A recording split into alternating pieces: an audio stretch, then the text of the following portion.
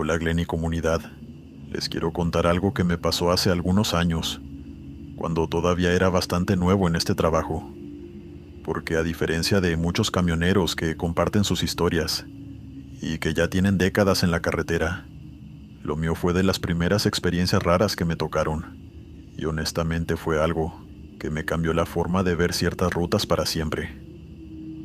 Llevo aproximadamente 5 años trabajando en una empresa de transporte, y como muchos de nosotros, paso gran parte de mi vida dentro del camión, durmiendo en el camarote, que muchas veces resulta más cómodo, más cálido y mucho más económico que cualquier cuarto que uno pueda rentar en el camino.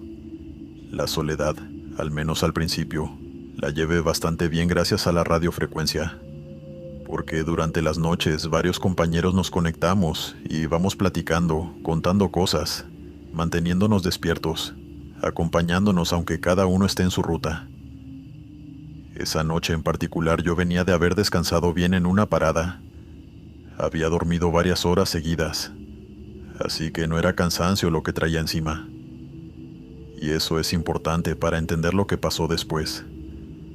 Iba circulando por una carretera que conecta Puebla con Córdoba, esa que muchos conocen pero prefieren evitar, porque es oscura, solitaria, con pocas gasolineras y con desvíos que aparecen en los mapas pero que ya están viejos o en mal estado. Así que si te equivocas puedes terminar completamente perdido. Y peor aún si llevas un tráiler. Además, el clima no ayudaba en nada. Llevaban días de lluvias constantes. La humedad era pesada, pegajosa, y la carretera estaba llena de baches, de zonas desgastadas, lo que hacía que manejar fuera incómodo y peligroso. Para colmo, mi cabina tenía un problema con la calefacción, así que los vidrios se empañaban todo el tiempo, el parabrisas, las ventanillas laterales, todo. Y yo tenía que ir manejando con una mano mientras con la otra limpiaba con un trapo para poder ver hacia adelante, esquivando pozos, con la lluvia golpeando fuerte contra la carrocería y el sonido constante del agua mezclándose con el del motor. Todo empezó de forma muy simple, casi insignificante. Mientras limpiaba el parabrisas, noté una marca de mano desde adentro, como si alguien hubiera apoyado la palma contra el vidrio y dejado la huella marcada. En ese momento pensé que era suciedad vieja, grasa o algo que había quedado de antes, así que sin pensarlo le pasé el trapo y la borré. Pero apenas lo hice, apareció otra, y luego otra más. En cuestión de segundos ya no era una sola. Eran varias manos marcadas desde el interior de la cabina. Ahí fue cuando algo dentro de mí se encendió. Esa sensación que te dice que algo no está bien, que no es normal. Aún así, traté de mantener la calma. Abrí un poco la ventanilla, más por instinto que por lógica, como si eso fuera a ayudar en algo. Y repetí una frase que siempre decía mi familia cuando había miedo, que Dios estaba conmigo y nadie estaba contra mí. Pero se los digo como lo sentí en ese momento. No había nada que me hiciera sentir protegido. Encendí la radiofrecuencia para hablar con mis compañeros. Necesitaba escuchar una voz conocida, algo que me sacara de ese momento, pero nadie respondió. Era como si mi señal no saliera, como si estuviera completamente aislado. Entonces intenté con la radio normal, buscando música, cualquier cosa que me distrajera, y por unos segundos logré escuchar una canción. Pero enseguida todo se volvió interferencia, ruido, silencio. Según el mapa, más adelante había una gasolinera, y mi idea era llegar hasta ahí para detenerme, respirar, ver gente. Pero el problema fue que la ruta estaba cerrada por reparaciones. Así que tuve que tomar un desvío, una curva larga hacia la derecha, que después regresaba a la autopista. Ese tramo estaba en pésimas condiciones, lleno de lodo por la lluvia, y los charcos salpicaban con fuerza contra el camión. Para ese momento ya había dejado de limpiar las manos del vidrio, porque cada vez que lo hacía aparecían más. Así que preferí ignorarlas, o al menos intentarlo. Fue entonces cuando la radio volvió, pero no como antes. No era música, tampoco era un locutor, eran voces. Dos personas hablando entre sí, como si estuvieran teniendo una conversación dentro de mi cabina. Subí el volumen intentando entender mejor, y poco a poco una de las voces empezó a repetirse con claridad, una frase que se me quedó grabada hasta hoy, que tenía que frenar, que tenía que detenerme. Intenté bajar el volumen, incluso apagar la radio, pero las voces seguían ahí, saliendo de los parlantes, como si no dependieran del equipo. Al mismo tiempo empezaron los golpes, primero suaves, como si fuera granizo, pero después más fuertes, más marcados, constantes, como si algo golpeara desde afuera. Y las manos seguían apareciendo, cubriendo los vidrios, tanto del lado del conductor como del acompañante. Retomé la autopista como pude, pero la gasolinera quedaba justo en el tramo cerrado, así que no tenía opción. O seguía o me detenía en medio de la nada. Y detenerme no era opción. En medio de todo eso, vi a una persona parada al costado de la carretera, bajo la lluvia, completamente quieta, como esperando que alguien la levantara. Nos cruzamos la mirada, y no frené. No podía hacerlo. Seguí avanzando con el cuerpo completamente tenso, sintiendo el miedo en todo el cuerpo, hasta que finalmente vi una gomería iluminada en medio de la nada, con otro camión estacionado afuera. Frené como pude, bajé casi corriendo y entré. Los hombres que estaban ahí me vieron y algo cambió en sus caras. Se miraron entre ellos, como si ya supieran algo. Me preguntaron de dónde venía y si había tenido problemas. Y cuando les dije que sí, salieron conmigo sin decir mucho. Y ahí fue cuando lo vi. Todo el tráiler estaba cubierto de manos marcadas con barro. Manos grandes, pequeñas como de niños, de adultos, de diferentes tamaños, todas arrastradas como si hubieran intentado detener el camión mientras yo avanzaba. Uno de ellos me señaló el otro tráiler que estaba ahí, y tenía exactamente lo mismo. Le pregunté si eso era normal, y me dijo que no pasaba siempre. Pero luego me explicó que el tramo en reparación era porque tiempo atrás una caravana de personas había tenido un accidente fuerte cerca de la gasolinera, y que tal vez lo que yo había visto venía de ahí. No pregunté más. Solo pedí un cepillo. Limpiamos el camión entre todos. Y cuando volví a la carretera ya no hubo manos, ni voces, ni golpes, como si todo hubiera quedado atrás. Pero no fue así. Cuando llegué a casa, después de entregar el servicio, me sentía extraño, incómodo, como si algo se hubiera quedado conmigo. Así que fui directo a bañarme, y cuando me miré en el espejo lo vi.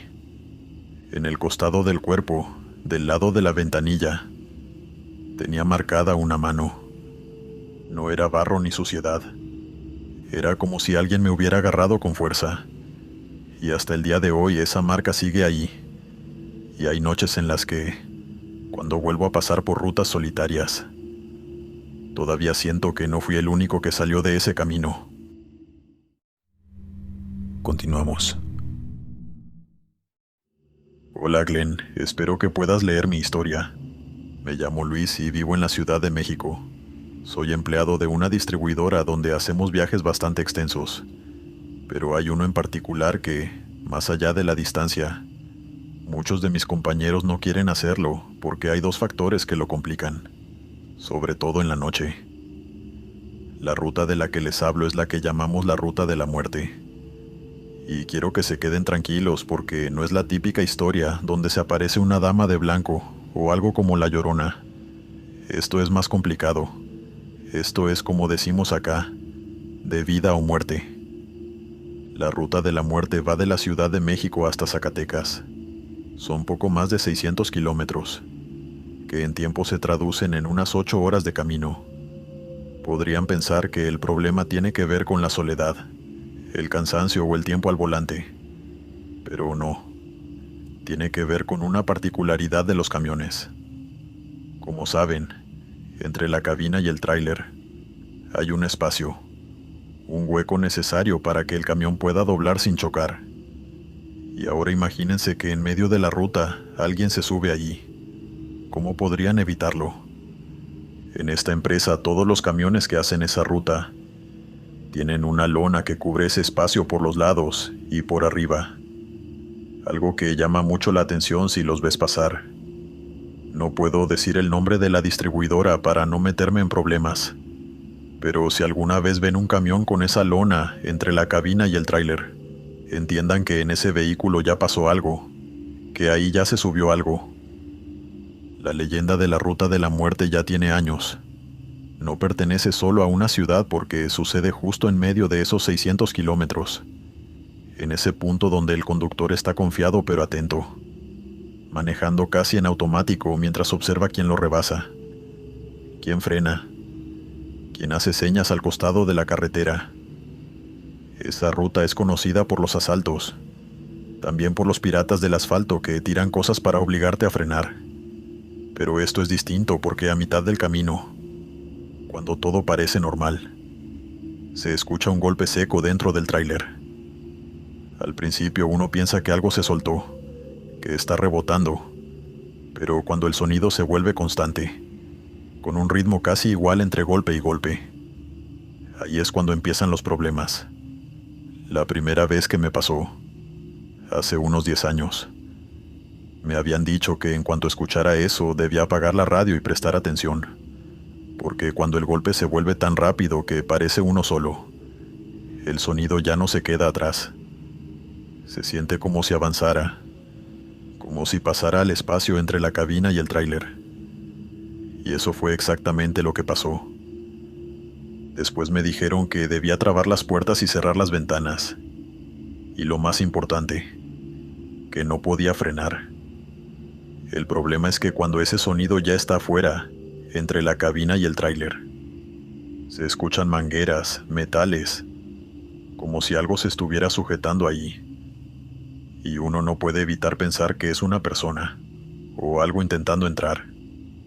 Yo pregunté por qué no podía frenar porque sinceramente no soy creyente. Y me dijeron que aunque pareciera alguien intentando subirse, si frenaba la muerte iba a entrar a la cabina. Y una vez que entra no se va nunca más. Y sí, eso ya había pasado. Cuando empecé a trabajar noté que había 2 camiones nuevos que no se usaban. Así que le pregunté al mecánico qué tenían, porque se veían perfectos. Y solo me dijo que eran cosas de la empresa. Después entendí que esos camiones los habían manejado 2 empleados, que frenaron justo cuando escucharon los ruidos en ese hueco.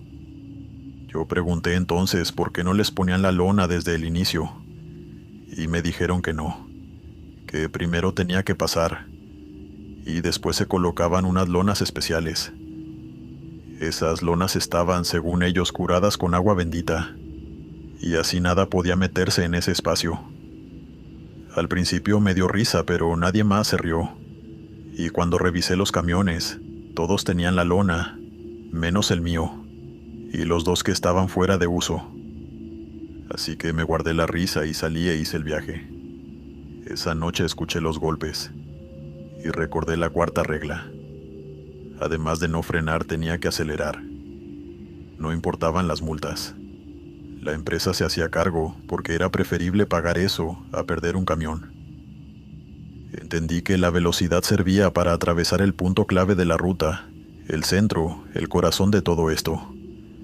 Si pasabas rápido, la ruta se quedaba con eso, y tú no te lo llevabas. Y eso hice. Aceleré.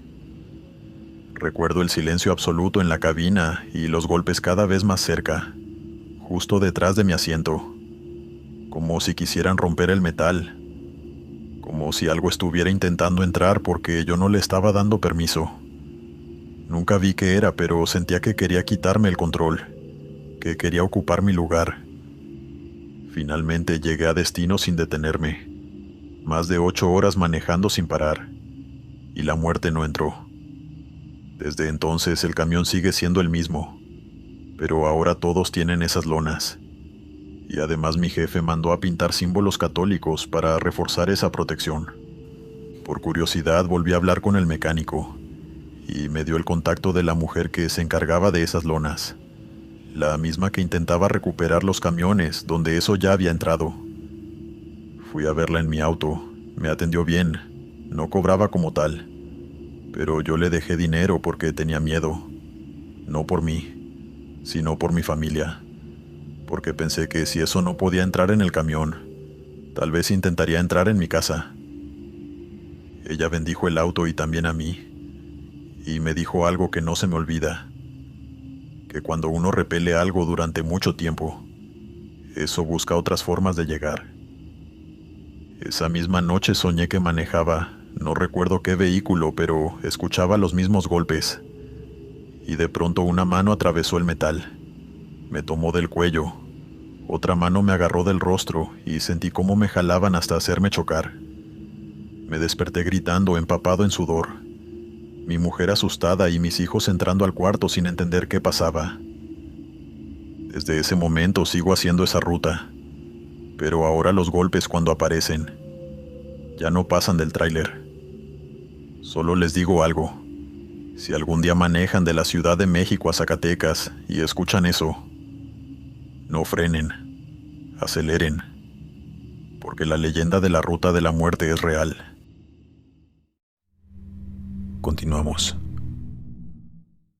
Cuando comencé a trabajar como trailero, las carreteras largas y vacías me aplastaron de una manera que no esperaba. Yo era una persona que siempre estaba rodeada de amigos y familia, pero este trabajo era todo lo contrario. Así que comencé a levantar autoestopistas, personas que hacen dedo a un costado de la ruta esperando que alguien los lleve. Era la solución perfecta para mi soledad y, con el tiempo, llegué a hacerme amigo de varios de ellos. Amigo es una forma de decir, claro. Ellos me daban compañía y yo los ayudaba a acercarse a su destino. Gracias a eso mi trabajo era absolutamente perfecto. Hasta esa noche de noviembre. Esa noche recordé algo que me decían de chico: que nunca hablara con extraños. Y durante toda mi infancia lo cumplí a rajatabla. Pero la vida adulta cambia las reglas y te pone en situaciones donde hablar con alguien que no conoces deja de ser una advertencia y se convierte en una necesidad, sobre todo cuando estás solo la mayor parte del tiempo. Había dejado mi carga en el almacén designado y estaba de regreso al depósito. Una carretera larga en plena oscuridad, sin nada ni nadie alrededor. A las pocas horas de viaje vi a un hombre parado en la banquina, con una caja de cartón sellada con cinta y un papel pegado encima que decía el lugar al que iba, como si él mismo fuera un paquete con destinatario. Casualmente me dirigí al mismo lugar al que necesita que lo lleven. En los últimos meses había dejado de levantar gente. Algo en mí había cambiado, pero algo en ese hombre fue diferente. No sé explicarlo bien y de todas formas la compañía me vendría bien. Me detuve. Bajé la ventanilla y le pregunté a dónde iba, aunque ya había leído. Él se limitó a señalar el papel y me miró fijo. Algo en ese gesto me inquietó, pero ya era demasiado tarde para dar marcha atrás. Así que le dije que se subiera. Ese fue mi gran error. El hombre se acomodó en el asiento del acompañante. Estaba completamente vestido de negro, con una cadena de plata que salía del bolsillo superior de su abrigo.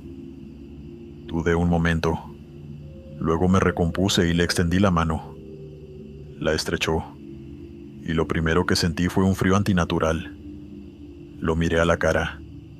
Tendría unos 50 años, barba gris, y unos ojos duros que te ponían en tu lugar sin que dijera una sola palabra. Me aclaré la garganta. Me presenté. Y él me devolvió un murmullo áspero que no sonó como ningún nombre que yo haya escuchado antes. Encantado de conocerte, le dije, y volví la vista a la carretera, dejando claro para mí mismo que lo mejor era no hablar a menos que él hablara primero. No parecía el tipo de hombre al que le querrías decir algo fuera de lugar. A los pocos minutos noté que empezó a apoyar las manos sobre la caja y a presionarla con los dedos, como tanteando algo que hubiera adentro, y de vez en cuando se escuchaba un golpe sordo que venía de adentro de la caja, como si algo se acomodara solo con el movimiento del camión. Al principio me convencí de que era la vibración del camino, pero después el golpe se repitió 2 veces seguidas con un intervalo entre medio, y eso no era la ruta. Después de casi 1 hora, el hombre no había quitado las manos de la caja, y para colmo me había estado mirando fijamente desde hacía un buen rato, lo que me estaba asustando de verdad, aunque hice todo lo posible para que no se notara. En otras circunstancias hubiese puesto la radio, pero llevaba una semana rota y todavía no había podido arreglarla. Así que el único sonido en esa cabina era el motor del camión, y ese golpe sordo que cada tanto volvía. Traté de romper la tensión como pude y le pregunté qué había en la caja. Me arrepentí en el mismo instante en que lo consulté. Me clavó los ojos con una mirada que cortaba el aire, y me respondió con voz ronca que me metiera en mis asuntos. Traté de tomarlo como si fuera una broma, aunque sabía perfectamente que no lo era. Los golpes dentro de la caja se fueron haciendo más frecuentes a medida que avanzábamos, y en algún momento empezó a escucharse algo diferente. Un sonido húmedo, difícil de describir, como cuando algo orgánico se mueve dentro de un espacio cerrado. Cuando escuché eso, decidí que ya era suficiente. Orillé el camión a un costado de la carretera. Respiré hondo y le pregunté de nuevo por el contenido. Y de nuevo, con la misma voz me dijo que me metiera en mi vida. Asentí. Le dije que teníamos un pinchazo en el neumático trasero, y le pedí si podía revisarlo mientras yo buscaba el kit de reparación. Me miró con una expresión de odio puro. Luego se bajó y dio la vuelta hacia la parte trasera del tráiler. Sin pensarlo 2 veces, pisé el acelerador y me fui en línea recta. Al mirar por el retrovisor lo vi ahí parado, inmóvil, mirándome con algo que parecía una sonrisa estirada de un lado a otro del rostro. Y aunque no puedo estar seguro de lo que vi, juro que sus manos estaban cubiertas de sangre. Todavía veo esa imagen cada vez que cierro los ojos. Llegué al depósito intentando convencerme de que todo había terminado, que lo había dejado atrás y ya estaba. Fue entonces cuando me di cuenta de que había olvidado la caja. Estaba en el suelo del lado del acompañante, donde él la había dejado. No pude evitarlo. La abrí, y desearía con toda mi alma no haberlo hecho.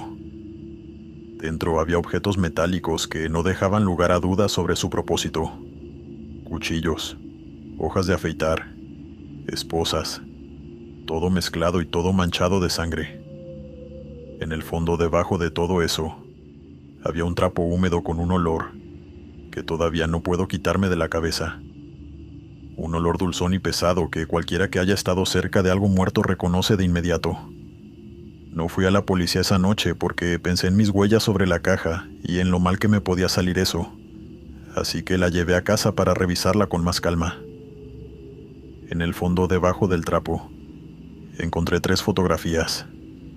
Una de mi camión, una de la patente y una mía subiendo al camión, como si alguien hubiera estado documentando cada parte. Casi no dormí, pero al final el cansancio pudo más y conseguí unas pocas horas.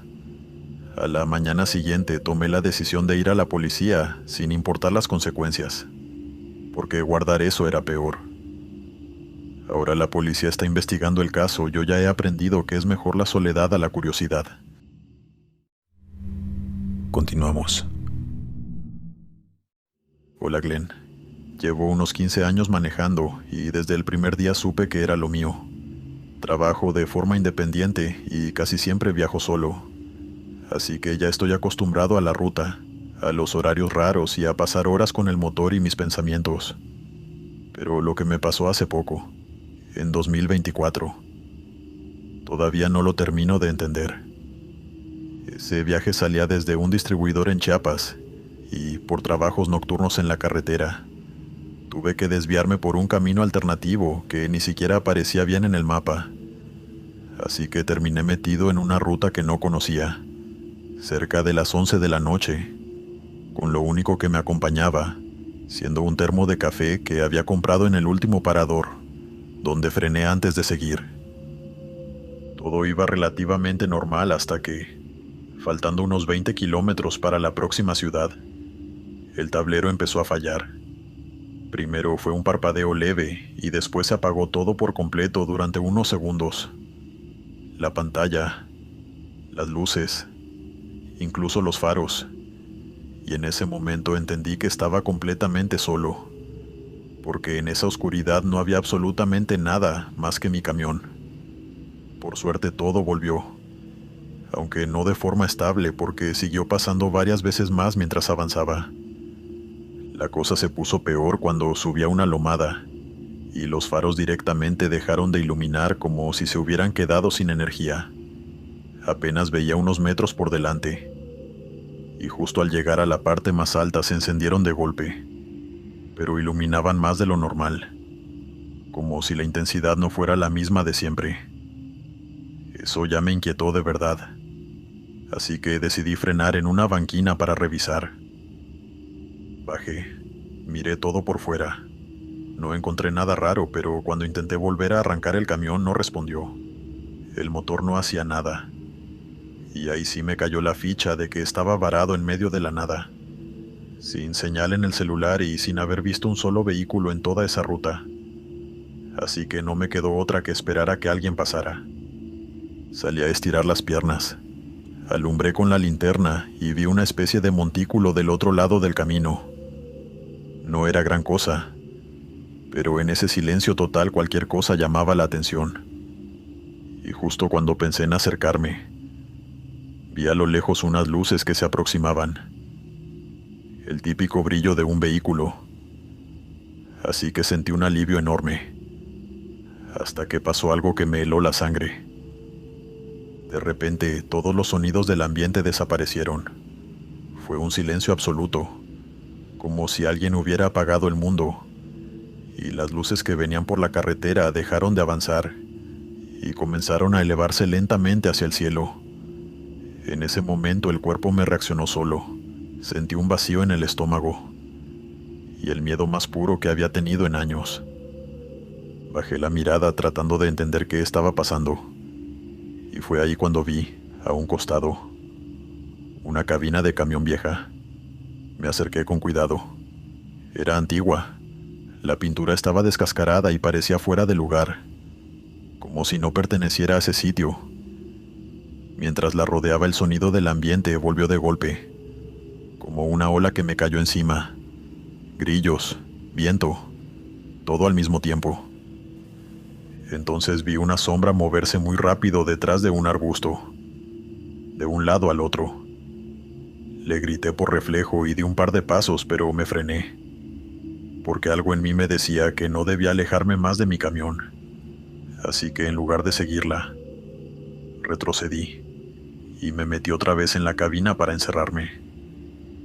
Desde ahí me quedé mirando, tratando de ver si alguien salía, pero no había nadie.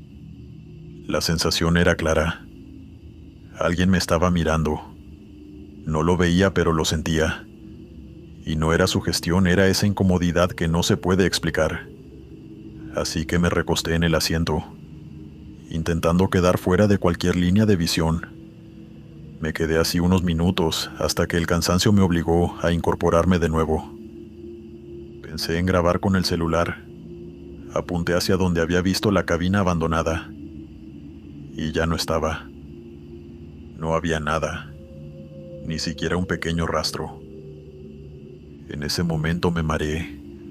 No sabía si había sido el cansancio, el miedo o algo más. Pero justo ahí las luces del camión volvieron a encenderse solas. Primero las de posición y después los faros. Intenté arrancar y esta vez el motor respondió. Así que no lo dudé.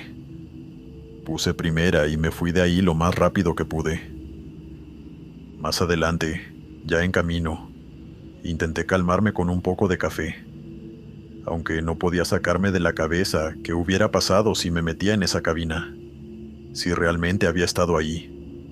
o si todo había sido otra cosa, y como si la noche todavía no hubiera terminado. Vi a lo lejos una luz al costado de la ruta. Esta vez era un hombre, con el celular en la mano, haciendo señas para que alguien lo llevara. No frené para que se subiera al camión. Seguí de largo. Cuando llegué a la ciudad, descargué y me acosté en el camarote, tratando de procesar todo.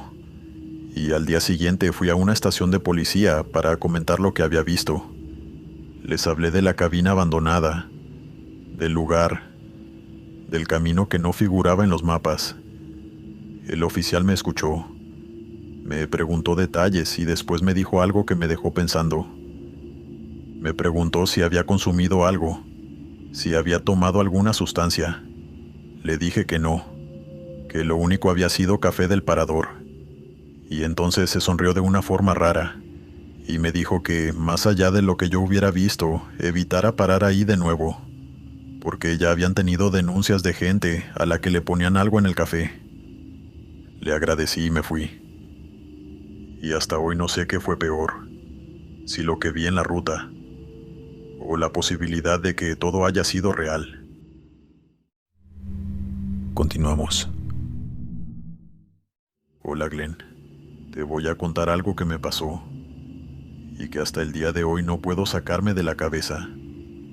Sobre todo porque nunca había tenido un problema así, en todos los años que llevo manejando. Una parte positiva de tener un camión propio es que uno lo puede decorar como quiere. Y si han viajado por autopistas o rutas seguro han visto de todo. Desde luces de colores por todos lados, pantallas o incluso parabrisas con monitores y dibujos que se mueven en pantalla. Pero los más antiguos, como yo, preferimos la aerografía en la chapa de la cabina. Darle un estilo propio que diga algo de quién va manejando. En mi caso, soy una persona cristiana y vengo de una familia muy creyente. Así que mi camión tenía la cara de Cristo, una cruz y la imagen de la Virgen María. Todo bien trabajado. La mayoría de las veces la gente veía el camión y se persignaba. Es algo muy interesante de ver y algo que para mí era importante. Nunca me había causado ningún problema, hasta esa noche. Iba de camino desde el norte de México hacia Estados Unidos, y antes de seguir decidí detenerme en una parada de descanso donde había un bar. Quería comer algo, tomar una cerveza y recargar energía. Bajé, pedí una hamburguesa, me serví un par de cervezas y mientras estaba terminando la segunda, un hombre que trabajaba ahí se me acercó y me preguntó hacia dónde iba. Le dije que al norte, y en ese momento se quedó mirándome fijo. Se aclaró la garganta y me dijo que iba a tener problemas si tomaba esa ruta. Le pregunté por qué, pensando que era una de esas historias que siempre circulan en los pueblos. Pero él insistió en que no era buena idea, sobre todo por las pinturas que llevaba en la cabina. Me dijo que en esa zona no veían con buenos ojos ese tipo de imágenes. La verdad no le di importancia. Ya sabes cómo es esto. Uno quiere cumplir, cobrar y seguir. No meterse en creencias ajenas ni problemas que no le corresponden. Así que terminé de cenar, me subí al camión y seguí mi camino.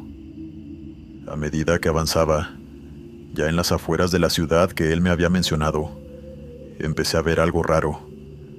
Cada ciertos kilómetros había construcciones hechas con ladrillos sin revocar, como pequeños altares, y dentro de ellos había figuras. Al principio pensé que eran sombras, pero cuando bajé la velocidad me di cuenta de que eran estatuas. Parecían mujeres con túnicas oscuras, con una especie de capucha. No eran figuras religiosas comunes, eran más bien como una versión oscura de algo que no terminé de entender. En varios de estos lugares había velas encendidas, iluminando apenas la carretera, y en medio de esa oscuridad, esas luces parecían guiar el camino. Seguí manejando hasta llegar a la ciudad. Ya era madrugada. Todo estaba cerrado. Lo único que destacaba era una estación de servicio con luces verdes y rojas. Pero antes de salir de allí me encontré con un corte en la carretera, como un peaje improvisado, de esos que uno sabe que pueden ser peligrosos. Frené porque no vi armas, pero apenas me detuve, uno de ellos se colgó del espejo del conductor y me pidió que bajara la ventanilla. Empezó a decirme que los cristianos no podían pasar por ahí, que mis creencias no eran bienvenidas, que no importaba cuánto dinero ofreciera, no me iban a dejar pasar. Cuando se acercó más, vi que tenía tatuada una especie de virgen oscura, con una túnica negra. Y no era el único. Había otros más alrededor, todos con símbolos parecidos. Y en ese momento entendí que lo que había visto en la carretera no era casualidad. Intenté mantener la calma, incluso pensé en grabar con el teléfono. Pero antes de hacer nada, otro hombre apareció con un garrote y sin decir mucho me golpeó en la cara. Perdí el conocimiento unos segundos y cuando reaccioné vi por los espejos que ya eran varios. Estaban rodeando el camión y empezaron a rayar, a pintar, a tachar todas las imágenes que llevaba en la cabina. Ahí no había mucho que pensar. Sabía que si me bajaba no la iba a contar, pero si me quedaba tampoco. Así que metí primera y aceleré. Me llevé por delante uno de los autos que intentaba cerrarme el paso y no paré en toda la noche hasta llegar a mi ciudad. A la mañana siguiente, mientras manejaba por la avenida principal, la gente me miraba raro. Yo pensé que era por las pintadas, pero antes de llegar a casa una patrulla me hizo señas para que me detuviera. El oficial se acercó y me preguntó si había tenido problemas. Le dije que sí. Y entonces me dijo algo que no entendí en ese momento, que no podía circular con lo que llevaba arriba. Me pidió que bajara, y cuando lo hice lo entendí todo. Arriba del tráiler, además de haberme vandalizado el camión, habían colocado 3 estatuas de esas figuras oscuras, como si quisieran que yo las transportara, como si mi camión se hubiera convertido en algo más. Le expliqué al oficial que no sabía cómo habían llegado ahí, que me habían atacado, y por suerte me creyó. Me dijo que las bajáramos y las tiráramos en un contenedor que había cerca. Subimos entre los dos porque pesaban bastante, y cuando las dejamos caer se rompieron. Adentro tenían un líquido rojo espeso, que parecía sangre. El oficial me dijo que en esos casos lo mejor era no hacer más preguntas, mantener la calma y no volver a ese lugar. Y eso hice. Me subí al camión, regresé a casa y me fui a dormir. Pero desde ese día entendí algo. Hay rutas en las que no importa cuánto manejes o cuánta experiencia tengas,